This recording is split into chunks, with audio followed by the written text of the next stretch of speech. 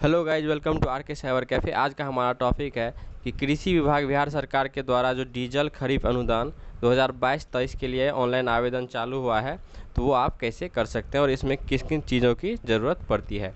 तो सबसे पहले तो अब यहाँ पे दे दिया गया है कि डीजल रसीद कंप्यूटराइज, यानी कि कंप्यूटर द्वारा जो डीजल का रसीद निकलता है वो आपको लगेगा। उसके बाद जो है आपका किसान पंजीकरण संख्या लगेगा, ठीक है।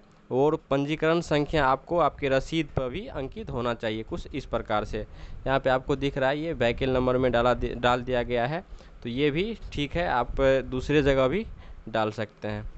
तो उसके बाद जो है आपका जो रसीद है उस पर आपका हस्ताक्षर होना चाहिए, या फिर जो साइन नहीं करते हैं तो वो अपना अंगूठा का निशान भी डाल सकते हैं।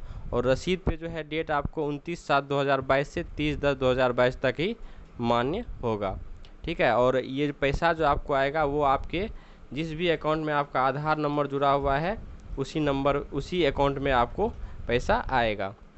इसमें जो है कृषक 3 प्रकार के हो सकते हैं, या तो ये आपका ज़मीन होगा, फिर आपने बटाईदार लिया होगा, या फिर स्वयं और बटाईदार दोनों भी दे सकते हैं। इसमें जो आप किसी एक ही प्रकार के लिए आवेदन कर पाएंगे, ठीक है। तो चलिए शुरू करते हैं। सबसे पहले तो आपको यहाँ पे दिख रहा है, ये मैं इसका ऑफिशियल वेबसाइट आपको दिखा दे रहा हूँ।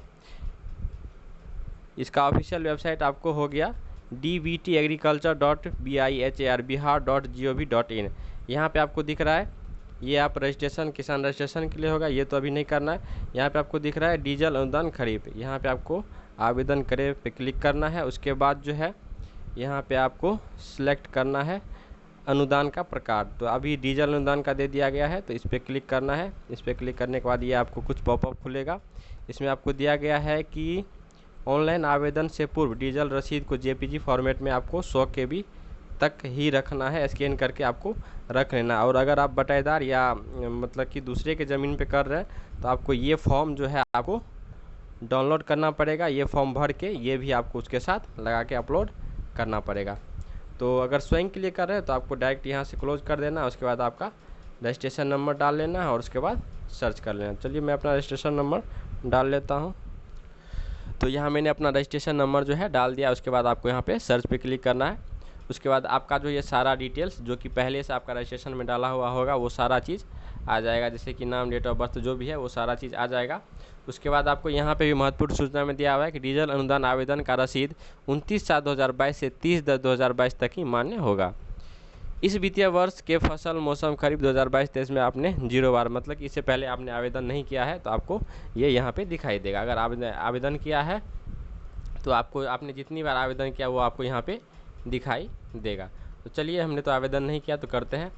इसमें मौसम में आपको खरीफ जो है वो सेलेक्ट कर लेना है। उसके बाद फसल के नाम चुने। अभी जो है खरीफ फसल में आपको धान का जो है वो दिया जा रहा है, तो आपको धान चूज कर लेना है। उसके बाद सिंचाई की कुल संख्या, आपने कितनी बार अपने खेत को सिंचाई की है तो वो आपको यहाँ से चूज कर लेना। तो यहाँ पे आप मैक्सिमम फर्स्ट ही डालें क्योंकि ये पहला ही सिंचाई होगा, ठीक है। उसके बाद आपको यहाँ पे किसान का प्रकार चूज कर लेना है।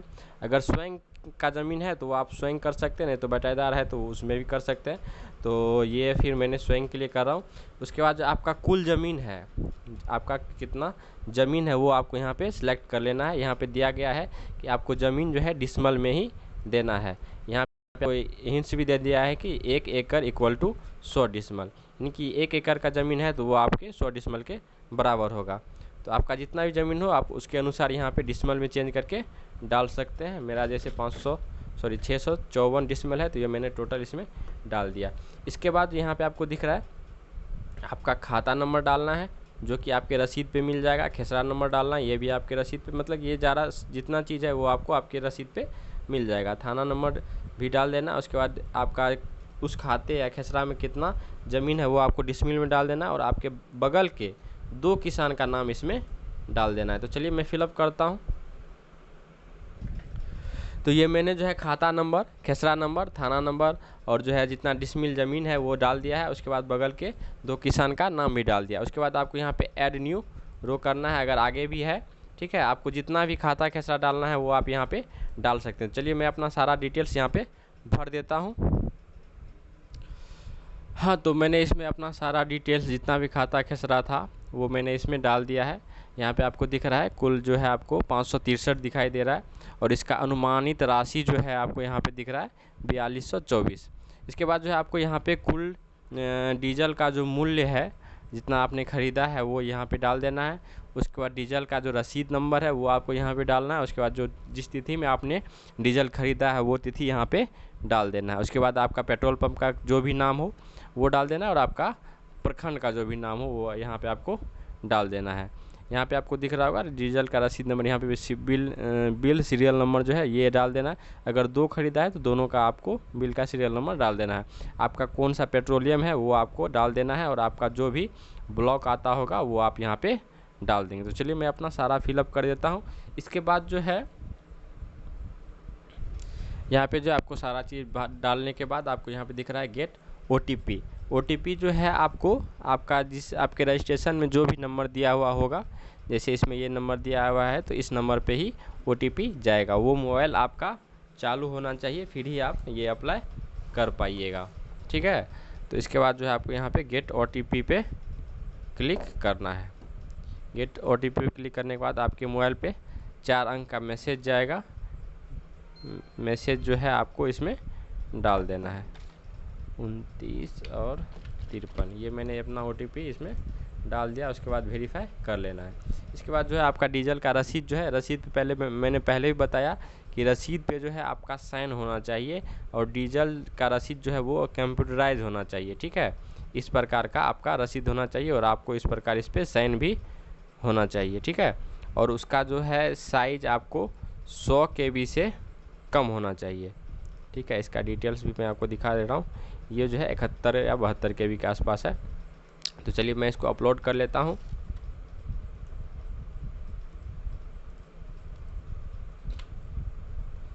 ये मैंने यहाँ से सेलेक्ट कर लिया। उसके बाद इसको यहाँ पे क्लिक करना है। उसके बाद आपको यहाँ से सबमिट कर देना है। ठीक है, ये नहीं हो पाया, चलिए कोई बात नहीं, मैं इसको कर लेता हूँ।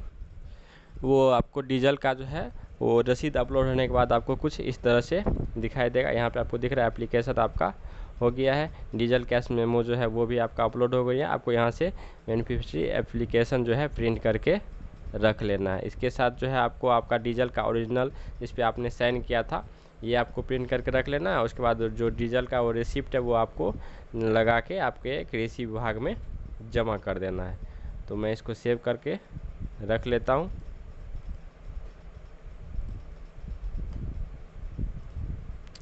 तो आज के वीडियो में बस इतना है। अगर वीडियो पसंद आए तो लाइक शेयर और सब्सक्राइब जरूर कीजिए। अगर कोई भी दिक्कत हो तो आप कमेंट में आप हमसे पूछ सकते हैं। Thanks for watching. Radhe Radhe.